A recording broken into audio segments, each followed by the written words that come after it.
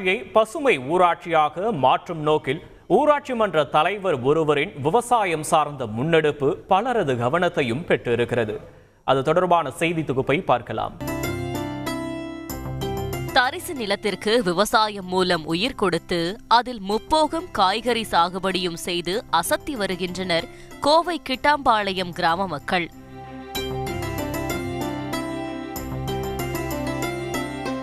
சுமார் 2.5 ஏக்கர் தரிசு நிலத்தில் வெங்காயம் போன்ற காய்கறிகளை சாகுபடி செய்திருக்கும் இவர்கள் அதனை மலிவு விலையில் விற்று பெரும் வரவேற்பை பெற்று வருகின்றனர்.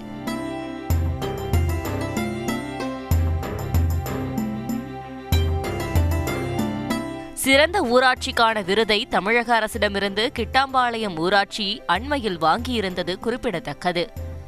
இந்த ஊராட்சியின் சுயேட்சையாக போட்டியிட்டு வெற்றி பெற்ற ஊராட்சி மன்ற தலைவர் சந்திரசேகரின் முன்னெடுப்புதான் அத்தனைக்கும் காரணம்.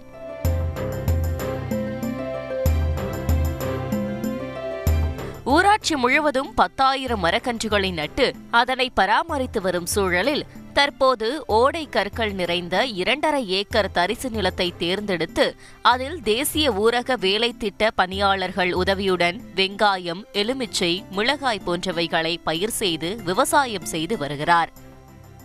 அழிந்து வரும் விவசாயத்தை நாம் கையில் எடுக்க வேண்டும் என்ற நோக்கத்தோடு எங்கள் ஊராட்சிக்கு ஒப்படைப்பட்ட இடத்தில் 2.5 ஏக்கர் நிலத்தில் விவசாய பயிர் செய்து ஆரம்பித்தோம். முதலில் வேர்க்கடலை, வெங்காயம் மற்றும் மிளகாய் செடி ஆகியவை பயிர் செய்தோம். நல்ல மகசூல் வந்தது.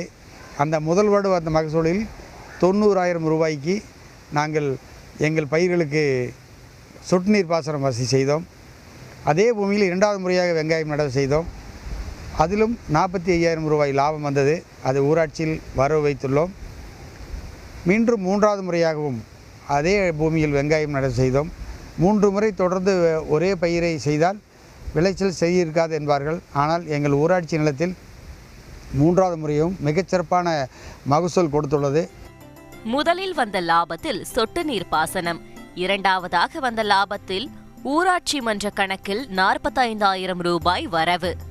ஒரு நிலத்தில் ஒரே பயிரை 3 முறை பயிரிட முடியாது என்ற வழக்கத்தை பொய்யாக்கி இருக்கிறோம் என வார்த்தைகளிலும் செயலிலும் தன்னம்பிக்கை துளிர்விடும் கிட்டாம்பாளையம் ஊராட்சி மன்ற தலைவரின் இந்த முன்னெடுப்பை பலரும் பாராட்டி வருகின்றனர்.